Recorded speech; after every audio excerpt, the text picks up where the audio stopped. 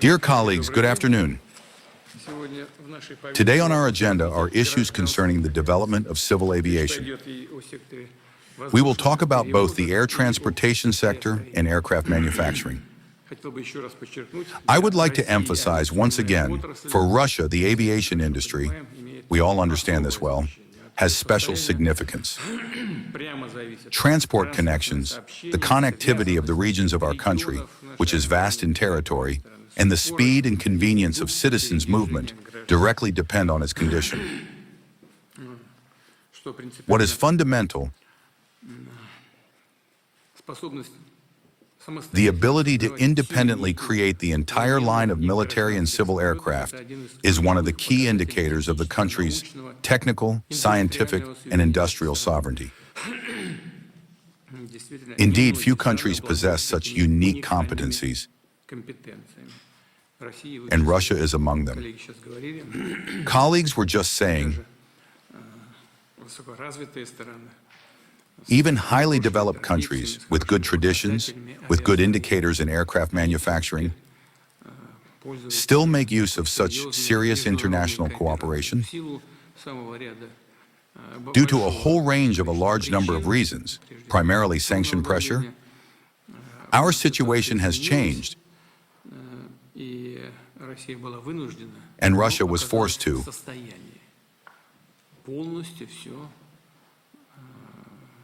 but turned out to be in a position to fully import substitute everything. Moreover, we have just looked at the equipment that was shown. In a number of areas,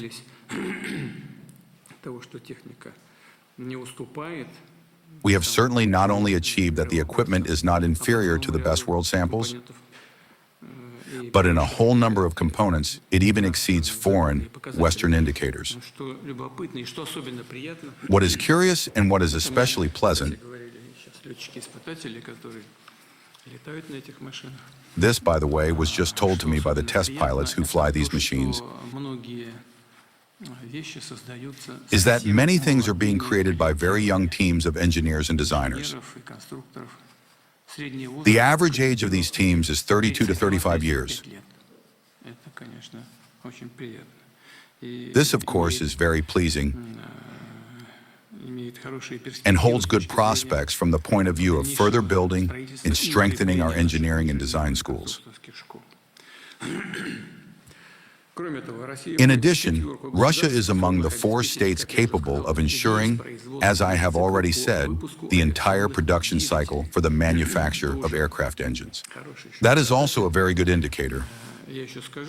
I will also say that everything needs to be done faster. It would be very desirable for all of this to be done faster and on a larger scale. That is understandable. But the fact that we have done it is already good. And as one of the people I just spoke with, a very experienced aviator, a test pilot, told me how good it would be. I have heard this many times since 2014 regarding agriculture. Now I hear it regarding aircraft manufacturing. How good it would be, he said, if the sanctions did not end anytime soon, because we have created a market for our own production. And this has allowed us to create engineering schools, to recreate them, more precisely, to strengthen them. And I mean, the presence of this market gives the opportunity to develop. In this regard, of course, it is very important to build up existing competencies and strengthen technological independence in this area. Let me remind you, Russian air carriers and aircraft manufacturers were among the first to feel the consequences of the sanctions I just mentioned and the attempts at economic isolation of Russia by a number of unfriendly governments. In particular, they face violations of obligations for the supply and maintenance of aircraft and restrictions on international transportation. I remember very well when problems arose with the wing of the MS-21. Yes, unfortunately, this shifted the entire program to the right by almost 2 years. But nevertheless, our company, in this case, Rosatom, coped with this task. It must be said that those who impose such restrictions themselves suffered certain damage on the whole, primarily, of course, the carriers and the manufacturers too. After all, we were buying this equipment from them, and in large quantities.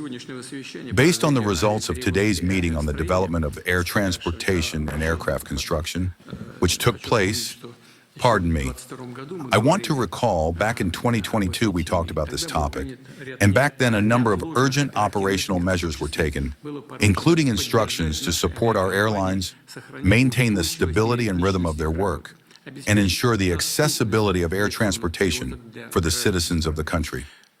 On the whole, we managed to fulfill the task set. At the same time, taking into account current realities, we need to think about further steps for the development of civil aviation. Today, the demand for flights, for transportation by air, on the part of both the population and participants in economic activity is growing. And moreover, both on domestic flights and on foreign routes. Very high demand. The task of the state, the airlines, and the aviation industry is to create conditions for increasing the volume of passenger air travel and for improving the safety and comfort of flights. And of course, cargo transportation must not be forgotten either. Within the framework of national development goals, we agreed to significantly increase the aviation mobility of the population. However, there is a risk that the target indicators for passenger air transportation volumes set by the government may not be achieved. I asked the Ministry of Transport to report today on the updated plans for the forecasted passenger traffic, and also to inform what additional measures will be implemented in order to maximally meet the needs of citizens for air travel. Of course, the key main condition for solving this task is the expansion of supplies of modern aircraft of our own production, which I already started talking about from the very beginning. There is no doubt that through the joint efforts of the state, aircraft manufacturers, and airlines, we will do everything necessary so that Russian air carriers operate flights mainly on our domestic aircraft. For this purpose, based on the real demand for air transportation, it is necessary to determine the forecasted demand for the aircraft fleet of Russian airlines. I ask you to report these parameters today. In essence, we are talking about a huge long-term order with which aircraft manufacturing plants, their partners and subcontractors must be loaded, about a cardinal increase in the production of domestic aircraft and the development of new aircraft lines. I will especially note that the system of orders must be structured with the coordinating role of the Ministry of Transport, the Ministry of Industry and Trade, and the airlines. Undoubtedly, Russian manufacturers face a very ambitious task. Domestic aircraft must compete in terms of quality, reliability, and their technical parameters, and not just compete, but successfully compete with foreign ones. And we certainly have such foundations, such promising models. This includes the medium-haul MS-21, already with its own engine, the new short-haul Sukhoi Superjet. As you remember, we started doing this with partners from Italy and France. They left, we substituted everything, and moreover, the pilots are telling me now, we improved it, not just reproduced what was done together with the partners, but improved the characteristics. This is very good. And of course, the IL-114-300 for regional communication. As I have already said, we have just inspected these planes. The level is very good, decent. Serious funds have already been invested in the development of these and other models. It is necessary that these investments are embodied in specific machines, that aircraft manufacturers work rhythmically, improve the technical parameters of the created aircraft, and ensure their competitive cost.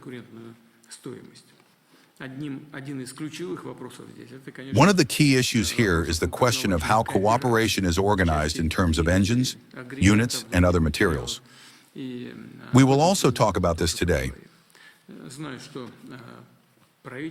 I know that the government has prepared a financial model of the upcoming work, including the work of air carriers, leasing companies, credit organizations, and aircraft manufacturers. Let us discuss these issues in detail. In conclusion, I want to draw the attention of the lead manufacturers of aviation equipment, as well as their suppliers and partners, to the following. We, of course, have helped, are helping, and will help the aviation industry. But personal responsibility and the demand from leaders for the result, for the deadlines, for the quality, will certainly always remain high. Let us begin working. Please, Anton Andreevich Alekhanov.